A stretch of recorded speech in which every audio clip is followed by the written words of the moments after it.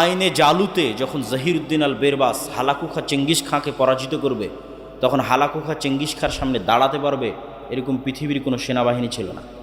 মুসলমানদের রাজধানী বাগদাদকে মাটির সাথে মিশিয়ে দিয়ে মিশরে গেছে হালাকু খা চেঙ্গিস খাঁ। কে আর দাঁড়াবে?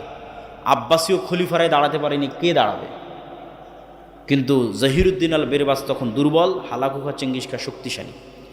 তাহলে যত বিজয় মুসলমানদের ইতিহাসে সংঘটিত হয়েছে, একটা বিজয়ও মুসলমানেরা শক্তিশালী অবস্থায় বিজয়ী হয়েছে, দুনিয়ার লজিকে বিজয়ী হয়েছে, এটা নাই ইতিহাসের পাতায়। একদম নবীদের থেকে শুরু করে আজ পর্যন্ত, মুহাম্মদ সাল্লাল্লাহু আলাইহি ওয়াসাল্লাম থেকে শুরু করে আজ পর্যন্ত, বরং প্রত্যেক বিজয়ে দুনিয়ার লজিকে মুসলমানেরা দুর্বল, বিজয়ী হয়েছে গায়েবী মদদে। এই জন্য গায়েবের ওপর ইয়াকিন লাগবে। গায়েবের একটা ছোট্ট পয়েন্ট বলে আমরা বক্তব্যের দ্বিতীয় পয়েন্টে চলে যাই। সেটা হচ্ছে গায়েবের একটা বড় মাধ্যম, দ্বিতীয় ইমানের অংশ হচ্ছে মালাইকা, ফেরেশতা। আল ইমান বিল মালাইকা, আমানতু বিল্লাহি ওয়া মালাইকাতিহি। ফেরেশতাদের উপর ইমান। দেখেন, সাহাবীরা রাসূল সাল্লাল্লাহু আলাইহি ওয়াসাল্লামের সাথে যখন ছিল, তখন ফেরেশতাদের অস্তিত্বের সাথে তাদের কানেকশন এত মজবুত, এত শক্তিশালী, এত স্বচ্ছ, এত বেশি ছিল যে আমরা আজকে আমাদের অন্তরে ইমানই নাই যে আমরা ফেরেশতা আছে এটা বিশ্বাস করি, ইমানই নাই। তার তুলনায় সাহাবীদের ইমান যদি আপনি দেখেন, আশ্চর্য হবে। দুই একটা বলি। সাদ বিন মুআজ খন্দকের যুদ্ধে শহীদ হয়েছে। রাসূল সাল্লাল্লাহু আলাইহি ওয়াসাল্লাম বললেন, শাহিদাহু সাবউনা আলফাম মিনাল মালাইকা।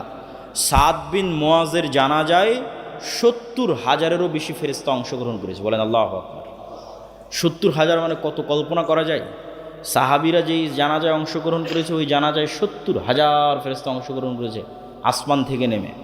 সাদ বিন মুআজের জানাজার লাশের খাটলি উঠানো যাচ্ছিল না, ফেরেশতার আধিক্যের কারণে লাশ ভারী হয়েছিল। রাসূল সাল্লাল্লাহু আলাইহি ওয়াসাল্লামের হাদিস। জাবের বিন আব্দুল্লাহ উহুদের যুদ্ধে মারা গেছে। জাবের বিন আব্দুল্লাহর পিতা। জাবের বিন আব্দুল্লাহ বলছে, আমার পিতা উহুদের যুদ্ধে মারা যাওয়ার পর আমি কাঁদছিলাম। তো রাসূল সাল্লাল্লাহু আলাইহি ওয়াসাল্লাম বললেন, কেন কাঁদতেছো? মা জালাতিল মালাইকাতু তুজিল্লু বিআজনিহাতিহা। তোমার পিতার লাশকে ফেরেশতারা ছায়া দিয়ে রেখেছে। বলেন আল্লাহু আকবার। উহুদের যুদ্ধে শহীদ হয়েছে হানজালা রাদিয়াল্লাহু তাআলা আনহু। তার মায়ের মাধ্যমে সাহাবীরা আল্লাহর নবীকে গিয়ে বললেন, হানজালাকে গোসল দিতে হবে। আল্লাহর নবী বললেন, ইন্না সাহিবাকুম তুগাসসিলুহুল মালাইকা। হানজালাকে ইতিমধ্যে ফেরেশতারা গোসল দিয়ে ফেলেছে। তাহলে ফেরেশতাদের সাথে সাহাবীদের কানেক্টিভিটি দেখে যে কতটা তারা ফেরেশতাদের অস্তিত্বের সাথে রিলেটেড, কানেক্টেড হচ্ছে। বদরের যুদ্ধে সাহাবী বলতেছে, আমার ডানে এবং আমার বামে রজুলান, দুইজন ব্যক্তি যাদের পোশাকে সাদা পোশাক, ইউকাতিলুনা আশাদ্দাল কিতাল মা রাআইতুহুমা ক্বাবলু ওয়ালা বা'দ। আমি তাদেরকে জীবনে আগে কোনো দিন দেখিনি, পরে কোনো দিন দেখিনি। তারা ভয়ঙ্করভাবে যুদ্ধ করতেছিল। আল্লাহর নবীকে এসে বললাম, এইরকম দুইজন ব্যক্তি যুদ্ধ করতেছে। রাসূলুল্লাহ সাল্লাল্লাহু আলাইহি ওয়াসাল্লাম বললেন, এরা দুইজন হচ্ছে স্বয়ং জিবরাইল আর স্বয়ং মিকাইল। স্বয়ং জিবরাইল এবং মিকাইল যুদ্ধের মাঠে অবতীর্ণ হয়েছে। এগুলো শুধু হাদিস নয়, আল্লাহ সুবহানাহু ওয়া তাআলা নিজে কোরআনেও বলেছে, কোরআনের আয়াতটাও বলবে, হাদিসে আরও দুই একটা বলবে। খন্দকের যুদ্ধ থেকে যেদিন রাসূলুল্লাহ সাল্লাল্লাহু আলাইহি ওয়াসাল্লাম ফিরে আসলেন, খন্দকের যুদ্ধ বিজয় হয়ে গেছে, বিজয় হয়ে যেই দিন ফিরে আসলেন, ওয়াজা আসসিলাহ ওয়াগতাসালা। আয়েশা রাদিয়াল্লাহু তাআলা আনহার হাদিস, সহিহ হাদিস, যে আল্লাহর নবী অস্ত্র রেখে গোসল করতে গেছেন। ইতিমধ্যে জিবরাইল উপস্থিত হয়ে আল্লাহর নবীকে বলছে, ফেরেশতারা এখন পর্যন্ত অস্ত্র রাখেনি, আপনি কেন অস্ত্র রেখেছেন? আল্লাহর নবী বললেন, কেন অস্ত্র রাখেনি কেন? তো বলে, ওই যে 3টা ইহুদি গোত্র যারা গাদ্দারি করেছে, ভিতর থেকে আপনার সাথে চুক্তি ভঙ্গ করেছে, মদিনা সনদ, বাইরের যারা কাফের তারা তো পরাজিত হয়েছে, কিন্তু এই 3টা ইহুদি গোত্র, এটা তো মুনাফিক, এদের শাস্তি দিতে হবে, এদের শাস্তি নিশ্চিত করে যুদ্ধ শেষ হবে। রাসূল সাল্লাল্লাহু আলাইহি ওয়াসাল্লাম বাইরে এসে সাহাবীদের বললেন, ঠিক আছে বের হও। সাহাবীরা বের হও, যুদ্ধ শেষ হয়নি, ইহুদি গোত্রদের শাস্তি দিতে হবে। এদ্দূর পর্যন্ত আয়েশার বর্ণনা। এবার আনাস রাদিয়াল্লাহু তাআলা আনহুর বর্ণনা শুনেন। আনাস রাদিয়াল্লাহু তাআলা আনহু বলছে, আল্লাহর নবী যখন আমাদের বললেন বের হতে, যুদ্ধ শেষ হওয়ার পর আবারও যখন বের হতে বললেন, তখন কাআন্নী আনজুরু ইলাল গুবারি শাতিআন ফি যুকাকি বানি গানাম, যে আমরা এবং আল্লাহর নবী যখন একসাথে বের হচ্ছি, তখন আমরা ইহুদি গোত্রের দিকে যাওয়ার পথে আমাদের আগে আগে, যেমন আজকে রাজনৈতিক শোডাউনে 500 মোটরসাইকেল গেলে পিপি পাওয়া যে ধুলা উড়িয়ে যায় শোডাউন দেখানোর জন্য, তো ওই রকম জিবরাইলের ঘোড়সাওয়ার বাহিনী আগে আগে গেছে। তো জিবরাইলের ঘোড়সাওয়ার বাহিনী আগে আগে যাওয়ার কারণে তাদের ঘোড়ার পায়ের আঘাতে ধুলা তৈরি হয়েছে, ধুলায় অন্ধকার। তো আনাস রাদিয়াল্লাহু তাআলা বলছেন, আমরা যে যাচ্ছি, তো আমাদের আগে আগে জিবরাইলের ফেরেশতাদের ঘোড়সাওয়ার বাহিনীর পায়ের আঘাতে ধুলায় অন্ধকার হয়ে আছে। বলেন আল্লাহু আকবার। এরকম অসংখ্য বর্ণনা পেশ করা যাবে যেখানে সাহাবীরা সরাসরি ফেরেশতাদের সাথে ইন্টারাকশন করতেছে। এবং আল্লাহ সুবহানাহু ওয়া তাআলা নিজে কোরআন মাজিদে বলছে, আন্নী মুমিদ্দুকুম ফাস্তাজাবা লাকুম রব্বুকুম বিআন্নী মুমিদ্দুকুম আলফাম মিনাল মালাইকাহ মুরদিফিন, যে তোমাদের প্রতিপালক তোমাদের ডাকে সাড়া দিয়েছে, তোমাদের ডাকে সাড়া দিয়ে কখনো 1000, কখনো 3000, কখনো 5000 ফেরেশতা অবতীর্ণ করেছে যুদ্ধের মাঠে তোমাদের সহযোগিতা করার জন্য। তাহলে গায়েবের একটা বড় পাঠ হচ্ছে ফেরেশতা। ফেরেশতাদের উপর সাহাবীদের ঈমান কেমন ছিল, কতটা তারা ফেরেশতাদের সাথে জীবন্ত এবং বাস্তব ছিল তাদের কানেকশন। একদিন মসজিদে নববীতে রাসূলুল্লাহ সাল্লাল্লাহু আলাইহি ওয়াসাল্লাম বসে আছে, জিবরাইল উপস্থিত হয়েছেন মানুষের রূপে। আল্লাহর নবীকে বলছেন, মাল ইসলাম, ইসলাম কি, মাল ঈমান, ঈমান কি, মাল ইহসান, ইহসান কি, এগুলো জিজ্ঞেস করে উত্তর নিয়ে চলে গেলেন। আল্লাহর নবী বললেন, জানো কে এসেছিল? না, আমরা তো জানি না কে এসেছিল। জিবরাইল এসেছিল তোমাদেরকে দিন শেখানোর জন্য। এরকম অসংখ্য ঘটনায় পরিপূর্ণ হয়ে আছে, যেখানে দেখবেন সকাল সন্ধ্যা সাহাবী এবং নবীদের ইন্টারাকশন ফেরেশতাদের সাথে। রাসূল সাল্লাল্লাহু আলাইহি সাল্লাম বলছেন, আজকে আমার বাড়িতে জিবরাইল আসেনি। কেন আসেনি? বাড়িতে ছবি আছে। লা তাদখুলুল মালাইকাতু ফি বাইতিন ফিহি সুওয়ার আও কালব, যে বাড়িতে ছবি আছে, কুকুর লালিত পালিত হয়, ওই বাড়িতে ফেরেশতা প্রবেশ করে না। রাসূলুল্লাহ সাল্লাল্লাহু আলাইহি সাল্লাম বলছেন, জিবরাইল আমাকে এত নাসিহা করে মেসওয়াক করার জন্য, মেসওয়াক করতে করতে মাড়ি ছিলে গেছে, কেননা আমার মুখের গন্ধে জিবরাইলের কষ্ট হয়। রাসূল সাল্লাল্লাহু আলাইহি সাল্লাম বলেছেন, তোমরা মসজিদে পেঁয়াজ এবং রসুন মুখে দিয়ে খেয়ে যেও না, কেননা পেঁয়াজ এবং রসুনের গন্ধে ফেরেশতাদের কষ্ট হয়। তাহলে এখন আপনি বলেন যে আপনাদের গাইবান্ধার মানুষ যারা বিড়ি সিগারেট খান, তাদের মুখের গন্ধে কি ফেরেশতা আসে নাকি? তো কে আসে? শয়তান আসে। ওই মুখে কে আসে? শয়তান আসে। ওই মুখে কে পেশাব করে? ওই মুখে কে পায়খানা করে? এগুলো বাস্তব, এগুলো প্রত্যেকটা in real life, in reality. এগুলোই গায়েব, কিন্তু এগুলোই বাস্তব। এগুলোর উপর ইয়াকিন অর্জন করাই হচ্ছে ঈমান। এমন একটা বাড়ি, যেই বাড়িতে আপনারা আছেন, যে বাড়িতে না ঢোকার সময় কেউ সালাম দেয়, না বের হওয়ার সময় কেউ সালাম দেয়, না ওই বাড়িতে কেউ কোনো দিন কোরআন তেলাওয়াত করে, না ওই বাড়ির সদস্যরা সালাত আদায় করে, তাহলে আপনি বলেন ওই বাড়িতে সবসময় কে আছে? শয়তান আছে।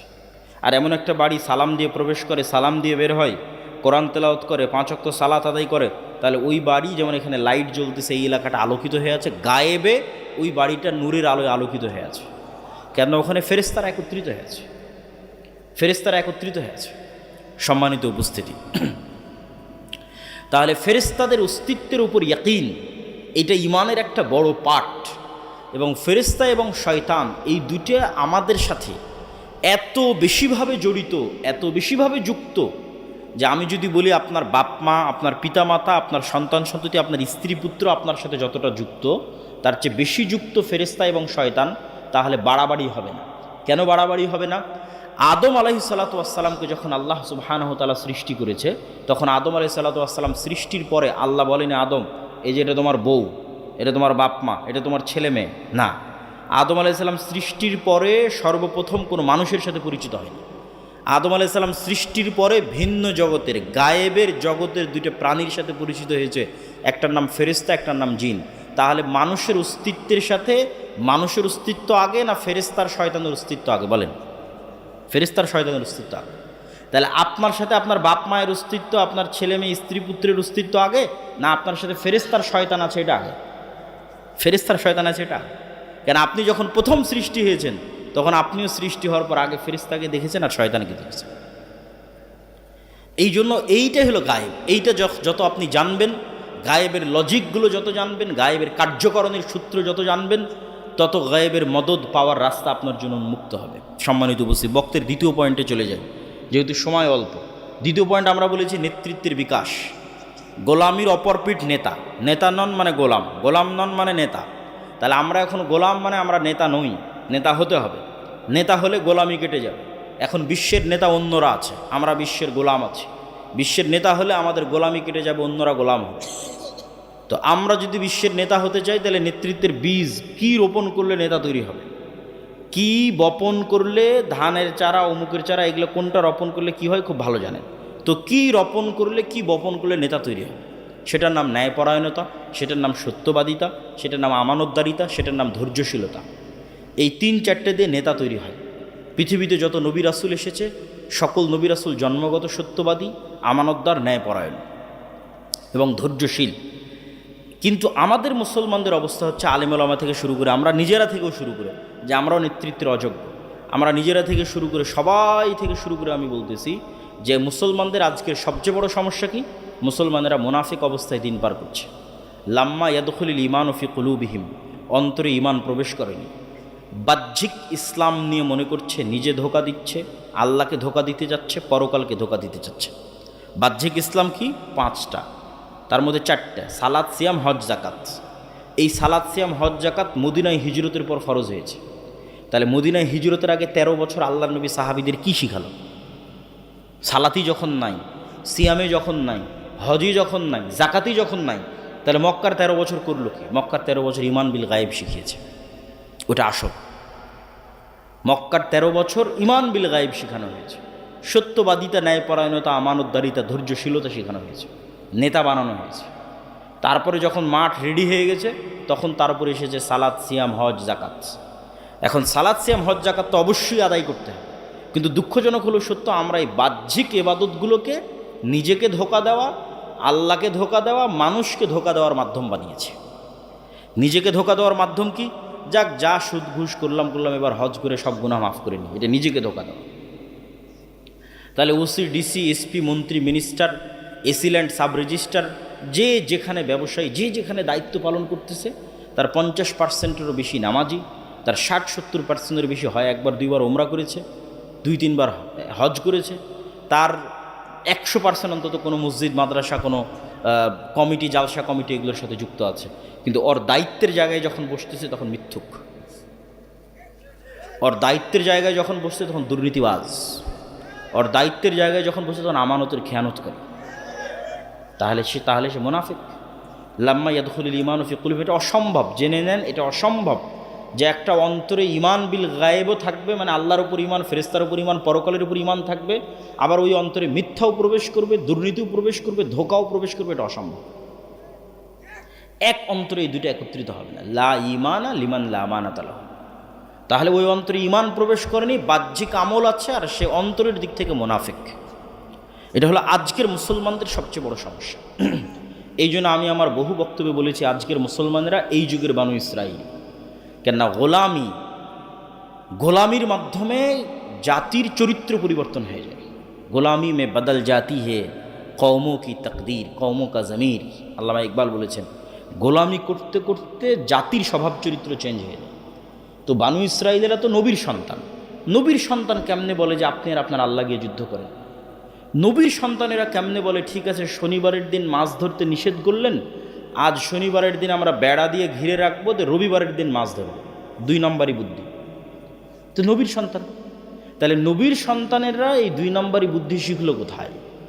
যখন ফেরাউনের 300-400 বছর গোলামি করেছে, গোলামি করতে করতে স্বভাব চরিত্র পরিবর্তন হয়ে গেছে। কিন্তু মুসা আলাইহিস সালামকে আল্লাহ ওই গোলামদের সাথে বড় করেন। মুসা আলাইহিস সালামকে আল্লাহ বড় করেছে ফেরাউনের বাড়িতে, যাতে মুসা আলাইহিস সালামের মধ্যে এগুলো চুরি, চামারি, বাটপারি, দুর্নীতি, 2 নম্বরই, মিথ্যা এগুলো প্রবেশ না করে, যাতে মুসা আলাইহিস সালাম আত্মমর্যাদা, আত্মসম্মান, সত্যবাদিতা, ন্যায়পরায়ণতা, আমানতদারিতা, ধৈর্যশীলতা এগুলো গুণে নেতা হয়। তো মুসা আলাইহিস সালাতু ওয়াস সালাম ফেরাউনের বাড়িতে বড় হয়ে হলেন নেতা। এবার নেতার সাথে পুরো কওম গোলাম। কেন? এই কওম 300 বছর থেকে গোলামি করতেছে, 400 বছর থেকে গোলামি করতেছে, যাদের রক্তের মধ্যে মিথ্যা, ধোঁকা, দুর্নীতি ঢুকে আছে। তাহলে এই জাতিকে নিয়ে এক নেতা কেমনে চলতে পারেনি? এক মুসা আলাইহিস সালাম মাত্র নেতা, বাকি সবার মেন্টালিটি গোলাম। পদে পদে মুসা আলাইহিস সালামকে তারা বাধা দিয়েছে। শেষ পর্যন্ত মুসা আলাইহিস সালাম বিরক্ত হয়ে আল্লাহকে বলেছে, আল্লাহ এই জাতির দায়িত্ব আমি পালন করতে পারবো না, আমাকে উঠিয়ে নেন। কেন? নেতা একমাত্র ছিল মুসা আলাইহিস সালাম, কারোর মধ্যে নেতৃত্বের গুণ ছিল না। তো আজকের মুসলমানেরা জন্মগত নেতা ছিল। কেননা মুসলমানদের আদি পিতা তথা বানু ইসমাইলের বংশধর কোনোদিন গোলাম ছিল না। ফলত ইসমাইলের বংশধর পুরোটাই জন্মগত নেতা। যেমন আব্দুল মুত্তালেব কাফের এবং মুশরিক অবস্থায় মৃত্যুবরণ করেছে, কিন্তু কোনো মায়ের সন্তান দাঁড়িয়ে বলতে পারবে না যে আব্দুল মুত্তালেব কারো 1 টাকা মেরে নিয়েছে। কেউ দাঁড়িয়ে বলতে পারবে না যে আব্দুল মুত্তালেব এখানে ধোঁকাবাজি করেছে। আব্দুল মুত্তালেবের ছেলে আবু তালেব, আলী রাদিয়াল্লাহু তাআলা আনহুর পিতা, কাফের এবং মুশরিক অবস্থায় মৃত্যুবরণ করেছে, কিন্তু কেউ দাঁড়িয়ে বলতে পারবে না যে আবু তালেব কারো 1 টাকার তসরুফ করেছে, আবু তালেব কারো উপর অন্যায়ভাবে জুলুম করেছে। আবু তালেব কাউকে ধোকা দিয়েছে, কেন এরা কোনোদিন গোলাম হয়নি, এরা জন্মগত নেতা, এরা কুরাইশ, এরা ইসমাইলের সন্তান, এরা জন্মগত নেতা। আবু সুফিয়ান প্রত্যেক যুদ্ধে মোহাম্মদ সাল্লাল্লাহু আলাইহি ওয়াসাল্লামের বিরুদ্ধে, বদরে মোহাম্মদ সাল্লাল্লাহু আলাইহি ওয়াসাল্লামের বিরুদ্ধে, উহুদে মোহাম্মদ সাল্লাল্লাহু আলাইহি ওয়াসাল্লামের বিরুদ্ধে, খন্দকে মোহাম্মদ সাল্লাল্লাহু আলাইহি ওয়াসাল্লামের বিরুদ্ধে নেতা তথা কাফের মুশরিকদের সর্দার, আর একদিকে মুসলমানদের সর্দার মোহাম্মদ সাল্লাল্লাহু আলাইহি ওয়াসাল্লাম। এই আবু সুফিয়ানকে যখন বাদশাহ হিরাক্লিয়াস জেরুজালেমে জিজ্ঞেস করছে মোহাম্মদ সাল্লাল্লাহু আলাইহি ওয়াসাল্লাম সম্পর্কে, তখন রেকর্ডার নাই, লাইভ নাই, ক্যামেরা নাই, কিচ্ছু নাই, তাও আবু সুফিয়ান মিথ্যা বলেনি, একটা শব্দ মিথ্যা বলেনি। কেন এরা কুরাইশ, এরা ইসমাইলের সন্তান, এরা কোনোদিন কারো গোলামি করেনি, এদের জন্মগত স্বভাব ছিল নেতৃত্বের স্বভাব, ছিল মুশরিক, ছিল কাফের, কিন্তু গুণ ছিল নেতৃত্বের। ফলত নেতৃত্বের গুণাবলী সম্পন্ন আবু তলেবের ছেলে আলী যখন মুসলমান হয়ে গেছে, নেতৃত্বের গুণাবলী সম্পন্ন আবু সুফিয়ান যখন নিজে মুসলমান হয়ে গেছে, আবু সুফিয়ানের ছেলে মুআবিয়া যখন মুসলমান হয়ে গেছে, তাহলে একদিকে জন্মগত নেতৃত্ব আর একদিকে তাওহীদ, এই দুই শক্তিতে বলিয়ান হয়ে এরা হয়ে গেছে বিশ্বের নেতা। ছিল মক্কার নেতা, হয়ে গেছে বিশ্বের নেতা। উমাইয়ারাই সারা বিশ্ব শাসন করেছে, অর্ধ বিশ্ব শাসন করেছে। কেন আগে থেকেই ছিল জন্মগত নেতৃত্বের গুণ, দুই নম্বরে এসে যুক্ত হয়েছে মুহাম্মদ সাল্লাল্লাহু আলাইহি ওয়াসাল্লামের কাছ থেকে তাওহীদের গুণ, গায়েবের উপর ইয়াকিন, যে সারা বিশ্বের নেতা হয়ে গেছে। এই মুসলমানেরাই যখন এই উপনিবেশ, ইউরোপীয় উপনিবেশের 150 বছরের গোলামি, এই 150 বছরের গোলামিতে আমাদের স্বভাব চরিত্র পরিবর্তন হয়ে গেছে। আমাদের রক্তের মধ্যে মিথ্যা, ধোঁকা, দুই নম্বরই দুর্নীতি, এগুলো ঢুকে গেছে। আপনি আজ ইউরোপ যান, আমেরিকা যান, লন্ডন যান, সবচেয়ে বেশি মিথ্যা ডকুমেন্টস দিয়ে, মিথ্যা পেপারস দিয়ে, মিথ্যা ওয়াদা দিয়ে, মিথ্যা তথ্য দিয়ে, মিথ্যা কথা দিয়ে, মিথ্যা বেনিফিটস নিয়ে সবচেয়ে বেশি বসবাস করতেছে মুসলমানেরা। পুরো জীবনটাই মিথ্যার উপর দাঁড়িয়ে আছে। তাহলে কিভাবে তারা নেতা হবে? আর মুসলমানেরা যেন কোনোদিন সত্য বলা শিখতে না পারে, যেন মিথ্যার উপরেই, দুর্নীতির উপরেই তাদের প্র্যাকটিস চলে, এই জন্য ইহুদি খ্রিস্টানেরা দুইটা জিনিস মুসলমানদের উপর চাপিয়ে দিয়ে রেখেছে। একটার নাম গণতন্ত্র, আর একটার নাম সুদ। যেন কোনোদিন সত্য বলা শিখতে না পারে। গণতন্ত্র কেন? গণতন্ত্র এমন এক সিস্টেম যে ঠিক আছে, আমরা ব্রিটিশরা চলে গেলাম, আমরা সরাসরি তোমাদের উপর শাসক নাই, কিন্তু তোমরা যদি একবার সত্য বলা শিখে যাও, ন্যায় প্রতিষ্ঠা করা শিখে যাও, আমানতদার হয়ে যাও, তোমরা তো নেতা হয়ে যাও। তোমাদেরকে গোলাম বানাতে চাইলে তোমাদেরকে মিথ্যা বলা, দুর্নীতি করা আমাদের শিখাতে হবে। এই কালচার অব্যাহত রাখতে হবে। আর এই কালচার অব্যাহত রাখার জন্য গণতন্ত্র লাগবেই। গণতন্ত্র এমন এক সিস্টেম যেখানে এক দল আর এক দলের বিরুদ্ধে বলবে তো বলবেই, একই আসনের মনোনয়ন প্রার্থী একই দলের একজন আরেকজনের বিরুদ্ধে মিথ্যা, নিন্দা, গীবত, তহমত, দুর্নীতি, টাকা দিয়ে মনোনয়ন কেনার চেষ্টা করবে। তাহলে যতজন এমপি পদে দাঁড়িয়েছে এরা আল্লাহর দৃষ্টিতে গায়েবের লজিকে গোলাম। হতে পারে নেতা, হতে পারে এমপি, কিন্তু গায়েবের লজিকে এরা সব কি বলেন তো? গোলাম, কৃতদাস। কেন? শুরুটা হয়েছে মিথ্যা এবং দুর্নীতিতে, এরা নেতা হতে পারবে না।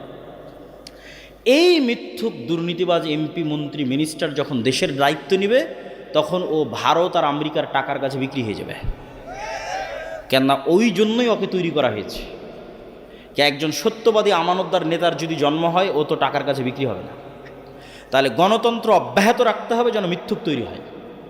গণতন্ত্র মিথ্যুক, দুর্নীতিবাজ, ধোঁকাবাজ তৈরির কারখানা। এখানে সব নেতা মিথ্যুক অবস্থায় আসতে হবে, ওইভাবে কালচার তৈরি করা আছে। পয়েন্ট নাম্বার 2, সুদ। আপনাদের গাইবান্ধার যত মা বোন কিস্তিতে টাকা নিয়েছে, এরা নিজেরা তো মিথ্যা বলে, ছেলে মেয়েকেও মিথ্যা বলা শিখিয়েছে। যে বলো বাড়িতে নাই, বলো কাল দিব, এই সমস্যা, ছেলে মেয়েকেও মিথ্যা বলা শিখিয়েছে। এটা আমি বলিনি, রাসূল সাল্লাল্লাহু আলাইহি ওয়াসাল্লাম বলেছে যে মানুষ যখন কর্জ নেওয়া শুরু করে, মিথ্যা বলা শুরু করে। আর মিথ্যা বললে আর নেতা হওয়া যাবে না, মানে গোলামির জিঞ্জির আর ভাঙবে না। কেন? গায়েবের লজিকে নেতৃত্বের গুণের একমাত্র শুরুর রাস্তাই হচ্ছে সত্যবাদিতা, আমানতদারিতা, ন্যায়পরায়ণতা, ধৈর্যশীলতা।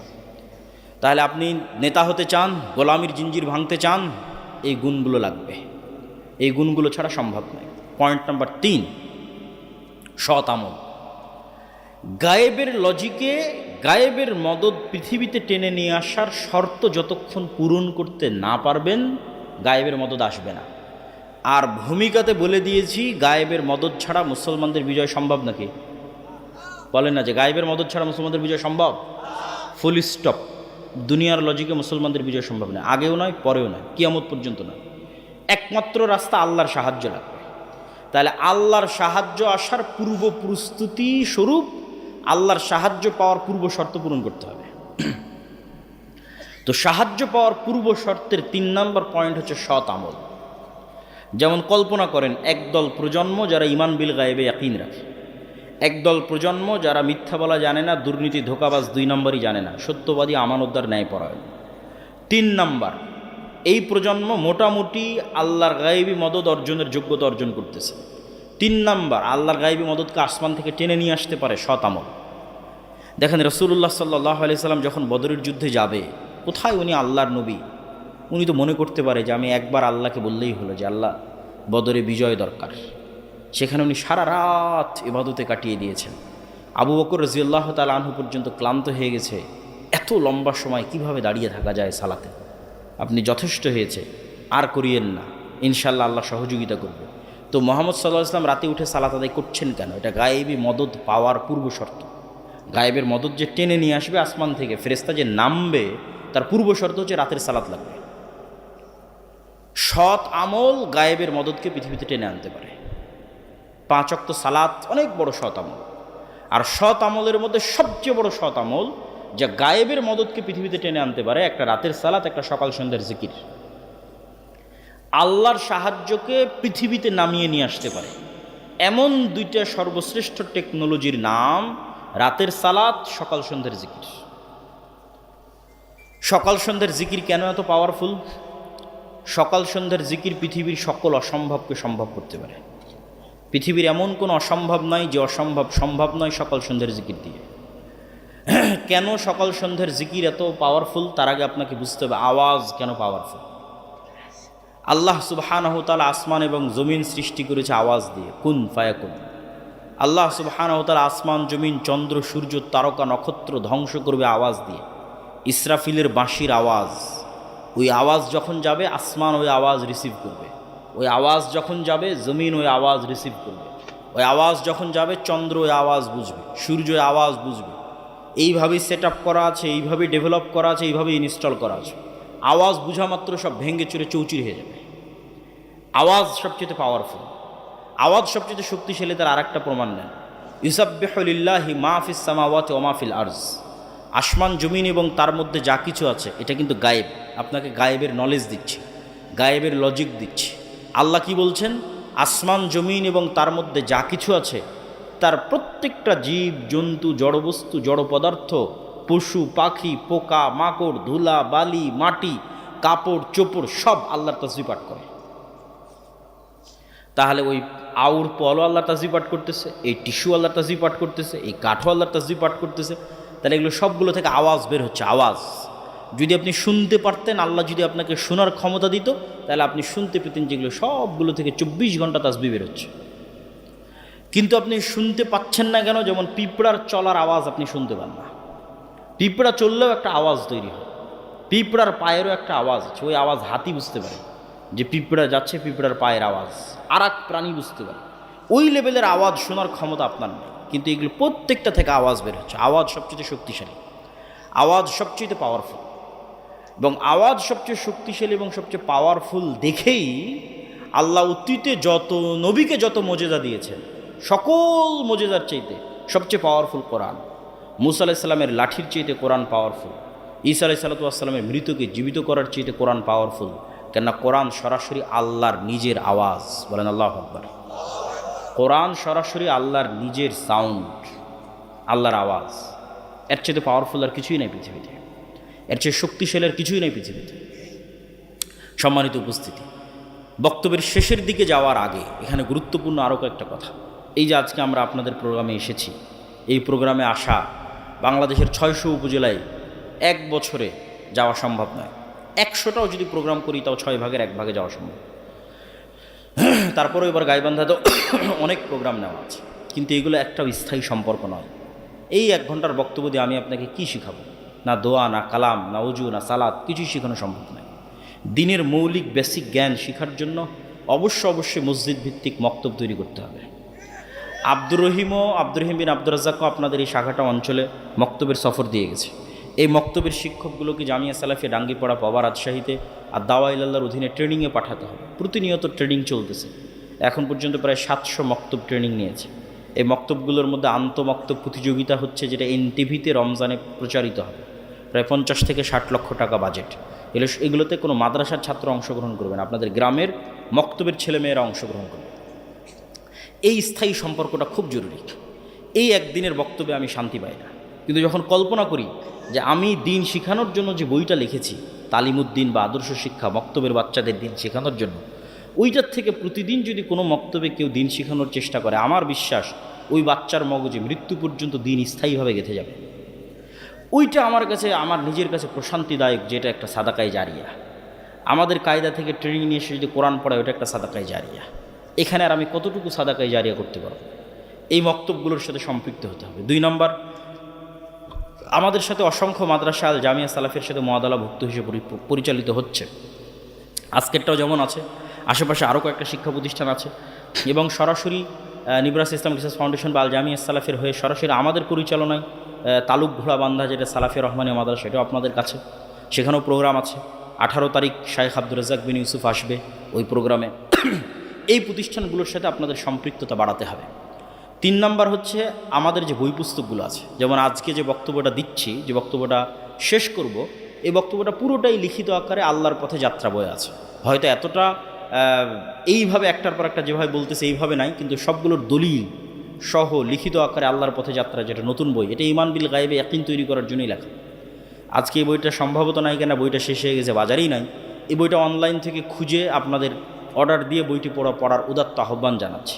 পাশাপাশি শাইখ আব্দুর রাজ্জাক বিন ইউসুফের যে বইগুলো আছে, উপদেশ, সালাতের বই, দোয়ার বই, এই বইগুলোকে আপনারা মূল্যায়ন করবেন। এবং 1000 প্রশ্নোত্তরের একটা বই আছে ফতোয়ার, যেখানে তায়াম্মুম বলেন, অজু বলেন, ফরজ গোসল বলেন, হাইজ নেফাস বলেন, সালাত বলেন, সালাতের একদম শেষ পর্যন্ত 1000 প্রশ্নোত্তর, এমন কোনো প্রশ্ন নাই যার উত্তর নাই। এই বইগুলোকে আপনারা মূল্যায়ন করবেন। আর যেটা মূল্যায়ন না করে যেতে পাবেন না, সেটার নাম মাসিক আল ইতিসাম।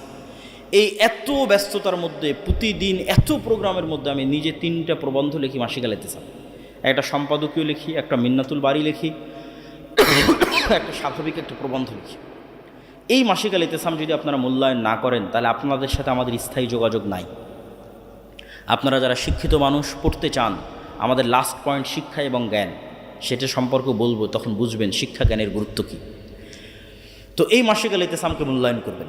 আমরা কি বলছিলাম? সকাল সন্ধ্যার জিকির পৃথিবীর এমন কোনো অসম্ভব নাই যা সম্ভব করতে পারে না। সকাল সন্ধ্যার জিকির এমন কোনো অসম্ভব নাই যা সম্ভব করতে পারে না। যেমন জাকারিয়া আলাইহিস সালাতু ওয়াস সালাম বলছেন, আল্লাহ আমার সন্তান দরকার, বন্ধা স্ত্রী, তিনি বৃদ্ধ। কেমনে সম্ভবে অসম্ভবকে সম্ভব করা? আল্লাহ বললেন, এই অসম্ভব সম্ভব হওয়ার রাস্তা হচ্ছে তুমি সকাল সন্ধ্যায় জিকির করবা। জিকির আওয়াজ তৈরি করে। এবং জিকিরের সবচেয়ে মজার পাঠ কি জানেন? জিকিরের সবচেয়ে মজার পাঠ, দোয়া তো আমরা সবাই করি, দোয়াতে নিজের স্বার্থটা বেশি থাকে, আর জিকিরে কিন্তু কিছুই চাওয়া থাকে না। আপনি বললেন লা ইলাহা ইল্লাল্লাহ, এর মধ্যে কি চাওয়া আছে? কিছুই চাওয়া নেই। আপনি বললেন লা ইলাহা ইল্লাল্লাহু ওয়াহদাহু লা শারীকা লাহু লাহুল মুলকু ওয়া লাহুল হামদু ওয়া হুয়া আলা কুল্লি শাইইন কাদির, এর মধ্যে কি চাইলেন? কিছু চান না। আপনি বললেন লা হাওলা ওয়ালা কুওয়াতা ইল্লা বিল্লাহ, এর মধ্যে কি চাইলেন? কিচ্ছু চান না। আপনি বললেন সুবহানাল্লাহি ওয়া বিহামদিহি সুবহানাল্লাহিল আযীম, এর মধ্যে কি চাইলেন? কিচ্ছু চান না। আপনি বললেন সুবহানাল্লাহ, আলহামদুলিল্লাহ, আল্লাহু আকবার, কি চাইলেন? কিচ্ছু চান না। এই জন্য দোয়ার চাইতেও পাওয়ারফুল হচ্ছে জিকির। কেননা দোয়াতে মানুষের নিজের ব্যক্তি স্বার্থ একটু হলো কাজ করে, যে আল্লাহ আমার এটা দরকার, আমার এটা দরকার, আমার এটা দরকার। আর যখন আপনি জিকির করতেছেন, তখন পুরোটাই নিঃস্বার্থভাবে আল্লাহর জন্য। এবং সব ফেরেশতাদের বৈশিষ্ট্য জিকির। আসমান জমিন, জীব জন্তু, পশু পাখি সবাই আল্লাহ সুবহানাহু ওয়া তাআলার জিকির করে, মানে তাসবিহ পাঠ করে।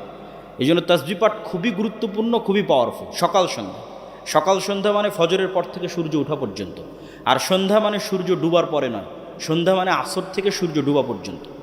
এটা একটি হারানো আমল, যা আমাদের আদায় করা উচিত। পয়েন্ট নাম্বার 4, মুসলমানদের বিজয়ের জন্য 4 নম্বর পয়েন্ট, শিক্ষা এবং জ্ঞান। মুসলমানরা গোলামি থেকে মুক্তি পাবে, স্বাধীন হবে, নেতা হবে। পয়েন্ট নাম্বার 4, শিক্ষা এবং জ্ঞান। আল্লাহ সুবহানাহু তাআলা যে সিস্টেমের উপর পৃথিবী ডেভেলপ করেছেন, এই সিস্টেম উনি ভাঙতে চান না, খুব কম ভাঙেন। যেমন আল্লাহর পৃথিবীর সিস্টেম কি? কাউকে যদি আগুনে নিক্ষেপ করা হয় পুড়ে যাবে, কত বড় আল্লাহওয়ালা তাও পুড়ে যাবে। ইব্রাহিম আলাইহিস সালামের ক্ষেত্রে আল্লাহ সিস্টেম ব্রেক করে আগুনকে থামিয়ে দিয়েছেন। কিন্তু আসহাবুল উখদুদ সূরা বুরুজের ঘটনা পড়েন, ওদেরকে আগুনে নিক্ষেপ করা হয়েছে, আগুন ওদের জ্বালিয়ে দিয়েছে। আজ গাজা থেকে আল্লাহওয়ালা মানুষ নাই, পরহেজগার মানুষ নাই। আফগানিস্তানে কি আল্লাহওয়ালা পরহেজগার মানুষ ছিল না? আল্লাহ তার সিস্টেম ব্রেক করেন না। এই সিস্টেমের উপর পৃথিবী ডেভেলপ করা আছে। ছুরি দিয়ে যদি একটা আল্লাহওয়ালা মানুষকেও কাটা হয় কেটে যাবে, একটা পরহেজগার মানুষকেও কাটা হয় কেটে যাবে, কেন ছুরি ওই কাজের জন্যই তৈরি করা আছে। তাহলে পৃথিবী আল্লাহ ডেভেলপ করেছে, পৃথিবীতে আল্লাহর সুন্নাত এটা যে জ্ঞানী হবে ওর ক্ষমতা।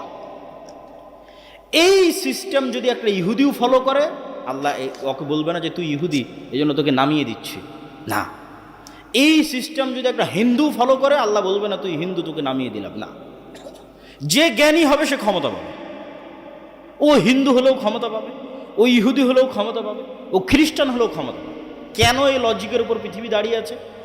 কেননা স্বয়ং আল্লাহ নিজে জ্ঞানী। আল্লাহ সুবহানাহু ওয়া তাআলা দুনিয়ার মানুষকে বলেনি যে এই গায়বান্দার মানুষেরা তোমরা আল্লাহর ইবাদত করো, কেননা আল্লাহ কিছুই জানে না। বলেন নাউজুবিল্লাহ। এটা বলেছে নাকি আল্লাহ? আল্লাহ বলেছে তোমরা আল্লাহর ইবাদত করো, আল্লাহ এত জানে যে তোমাদের অন্তরের খবরও জানে। তাহলে জ্ঞানী হওয়া কার গুণ? জোরে বলেন জ্ঞানী হওয়া কার গুণ? আরো জোরে বলেন জ্ঞানী হওয়া কার গুণ? আল্লাহর গুণ। আপনি মুসলমান জাহেল থাকবেন আর আল্লাহ আপনাকে ক্ষমতা দিবে? অসম্ভব। এই লজিকের উপর আল্লাহ পৃথিবী দাঁড় করান। জ্ঞানী হওয়া আল্লাহর গুণ। পয়েন্ট নাম্বার 2, জ্ঞানে ক্ষমতা পাওয়া যায় তার 2 নম্বর দলিল। ওয়াইজ কুলনা লিল মালাইকাতি ইসজুদু লি আদম ফাসাজাদু ইল্লা ইবলিস ওয়াইজ ক্বালা রাব্বুকা লিল মালাইকাতি ইন্নী জাইলুন ফিল আরদি খলিফা। আল্লাহ ফেরেশতাদের ডাক দিয়ে বললেন আদমকে সৃষ্টি করব। আদমকে সৃষ্টি করার পর ফেরেশতাদের বললেন আদমকে সিজদা করতে হবে। ইবলিস বলল আদমকে সিজদা করতে পারবো না, কেননা আদম মাটির তৈরি, আমি আগুনের তৈরি। ইবলিসের প্রশ্নই ভুল, ইবলিসের প্রশ্নই ভুল। কেননা ইবলিসের প্রশ্ন হচ্ছে ইবলিস আগুনের তৈরি হয়ে মাটির তৈরি, আদমকে সিজদা দিবে না। যদি কি থেকে তৈরি হয়েছে এটাই লজিক হয়, তাহলে ইবলিসের চেয়ে শ্রেষ্ঠ জিনিস দিয়ে ফেরেশতারা তৈরি হয়েছে, এটা হচ্ছে নূর। কথা মানে আমার বুঝতে পারেন? আগুনে তৈরি হওয়ার কারণে ইবলিস যদি আদমের তৈরি, মাটির তৈরি আদমকে সিজদা না করে, তাহলে ফেরেশতারা নূরের তৈরি, তো জিনের চেয়েও শ্রেষ্ঠ জিনিস দিয়ে তৈরি হয়েছে, তারা কেমনে সিজদা করে? প্রশ্ন কেন ভুল? আল্লাহ আদমকে তৈরি হওয়ার কারণে কি